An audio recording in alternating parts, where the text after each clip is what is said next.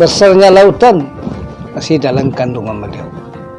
Itu tentu besar, tidak bisa dicontohkan loh kebesaran beliau itu. Apalagi gitu kan.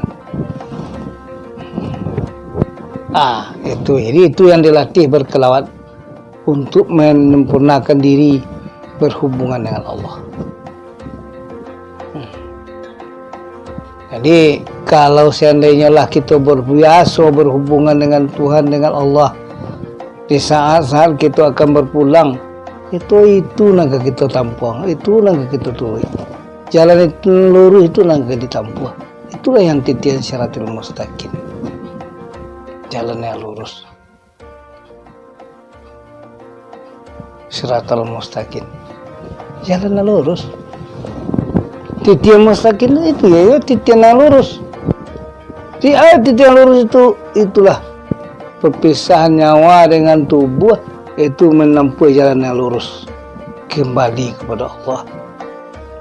Baru inna lillahi wa inna ilaihi raji'un.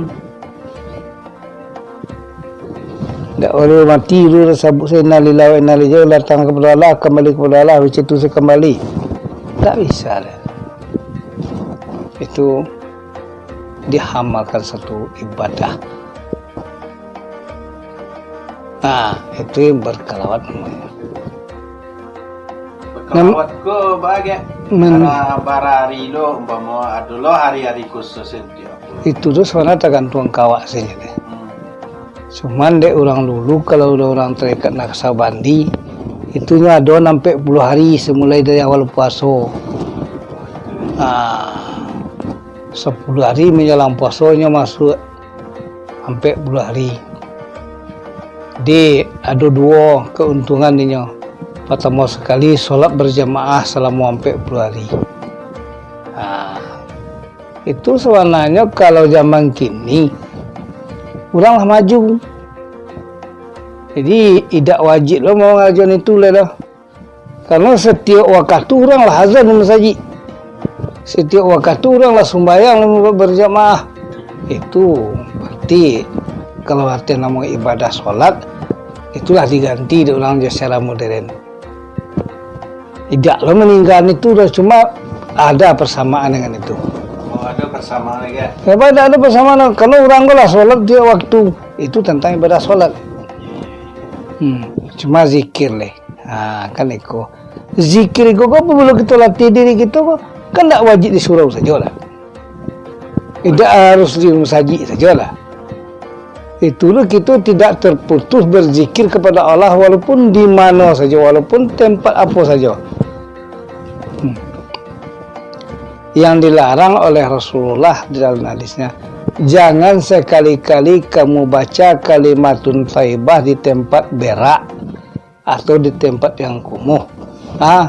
Seperti di WC. Kan itu. Ya. Tapi kalau zikir itu tak ada tampilan sampai ada.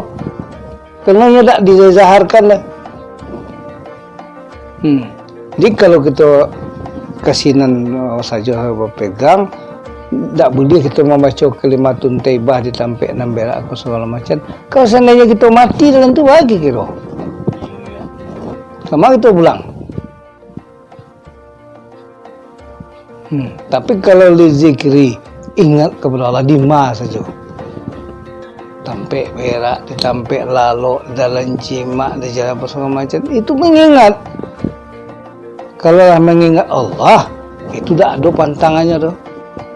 Dima saja, cuma membaca kalimatun thayyibah itu ada tampek-tampek.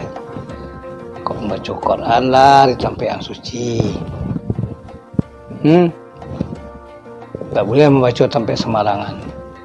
Tak boleh membaca dalam keadaan sembarangan. Tapi kalau dizikir itu tak ada patih. Itu ingat. Arti ingat gue tidak membaca lah. Jadi kadang-kadang kan orang gue salah paham ya. Oh besok kita berzikir bersama tengah lapangan. Tuh hari-hari yang mereka itu bukan ingat. Dan orang mengingat ada kan membaca. Tidak ya. Mengingat itu mengana. Jadi baca apa saja kerajaan negeri kerajaan batin tetap mengingat Allah. Itu ni sempurna zikir. Tak terintang oleh apa saja. Itu yang dilatih dengan kelawek. Oh, itu yang dilatih di kelawek tadi. Jadi kelawek tadi itu yang berkelawat itu kita melatih diri. Jadi kalau lah biasa itu kita tak serambik dia apa saja. Tidak harus terbatas ya surau lah. Tidak harus sama saji sajalah. Tidak harus ke pai berjamaah sajalah. Di mas saja kita kok diharuskan berzikir. Bersemedi. Bersemedi itu tujuannya mencari tampil yang tersembunyi, yang semua berdiam diri itu untuk mencari kesempurnaan zikir, pikiran yang jernih dan memasukkan paham-paham yang suci ke dalam tubuh. Tapi apabila kita lah mahalami, telah dapat petunjuk, itu tak harus itu lagi. Contoh Nabi Muhammad itu pai ke Gua Hira tu kan pai bersemedi ya. Berdiam diri sinan. Itu mencari kesempurnaan, kesucian hati, ketenangan jiwa. Dan kemudian mencari kemegahan alam tengah malam tu, bara cahayanya bintang, bara hebatnya alam, bara sunyinya udara. Kan itu. Di dalam udara dan sunyi itu tu kesempurnaan pikiran itu terfokus pada Allah. Dengan adanya petunjuk tu makanya dia kena beliau sempurna mengingat kepada Allah. Itu menyerahkan diri dengan sempurna. Akhirnya turunlah ayat. Tapiknya pada tanggal 7 balik Ramadan turun ayat yang pertama kepada Nabi Muhammad sallallahu alaihi wasallam.